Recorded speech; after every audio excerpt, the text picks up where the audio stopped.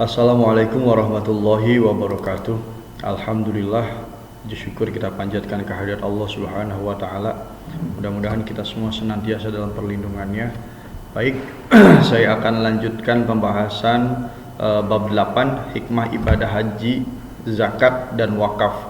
Jadi saya akan bahas satu persatu daripada subbab ini. Yang pertama berkaitan dengan haji. Jadi pada bab ini kalian akan diberitahu bagaimana cara berhaji, kemudian mengeluarkan zakat, dan juga bagaimana menjadi seorang yang mewakafkan harta atau bendanya. Baik, saya akan bahas mengenai pertama, yaitu tentang haji. Haji adalah rukun Islam yang kelima bagi umat Islam, merupakan suatu kebahagiaan jika mampu melaksanakannya. Artinya bahwa ibadah haji ini diwajibkan bagi seluruh umat Islam, bagi yang mampu dalam artian bukan hanya sebatas untuk ongkos atau perjalanannya saja, tetapi mampu juga secara secara lahiriah, batiniah, jasmaniah, dan amaliyah. Nah, maka tidak heran ketika berbicara ibadah haji adalah ibadah yang menggabungkan tiga komponen ibadah sekaligus. Yang pertama, ibadah dengan menggunakan harta atau ibadah maliyah. Yaitu apa? Orang yang berangkat haji kalau cuma mengandalkan sehat, mengandalkan keilmuannya saja, atau mengandalkan rohaninya saja, dia tidak akan berangkat. Karena apa? Karena posisi negara kita itu jauh dengan dengan tempat pelaksanaan ibadah haji. Maka dibutuhkan ibadah yang namanya dengan menggunakan harta kita.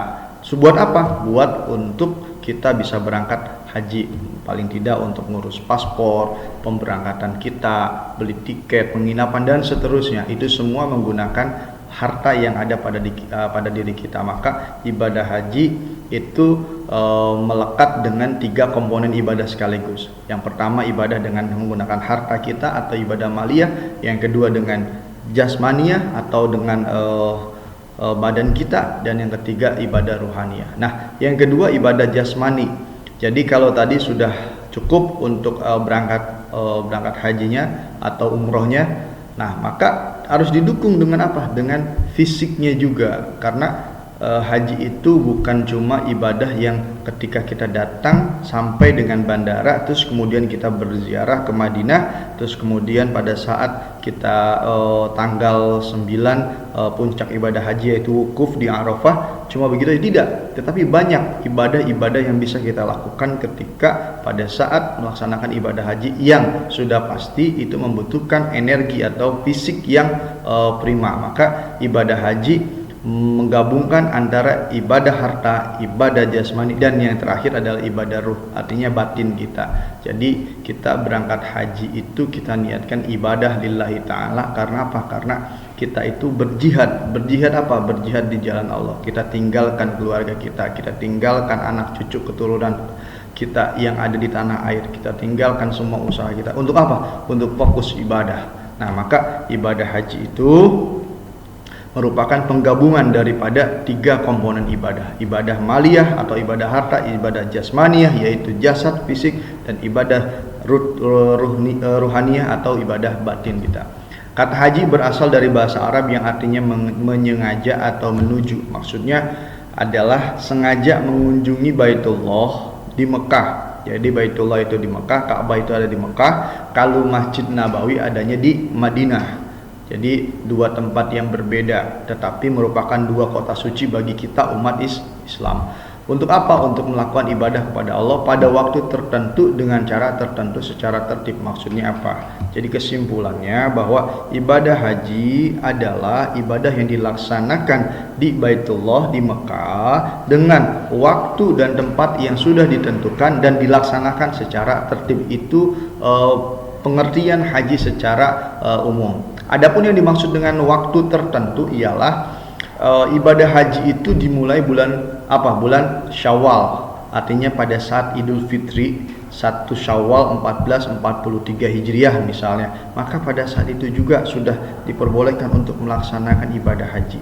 Artinya untuk mulai berangkat, kemudian kita di sana berziarah ke makam Rasulullah di Masjid Nabawi, dan kemudian kita sholat sunat arba'in 40 waktu 40 waktu di sana dan seterusnya. Kemudian sampai kapan? Sampai dengan puncaknya tanggal 9 Zulhijjah. Ada Syawal, ada Zulqa'dah, ada Zulhijjah. Nah, ini 3 bulan inilah yang ditentukan. Jadi maksud daripada dengan waktu yang ditentukan adalah untuk pelaksanaan ibadah haji itu bisa digunakan pada saat apa? Pada saat dari mulai bulan Syawal, bulan Zulqa'dah dan juga bulan Zulhijjah. Nah, dari ketiga bulan ini puncaknya itu ada di bulan Zulhijjah.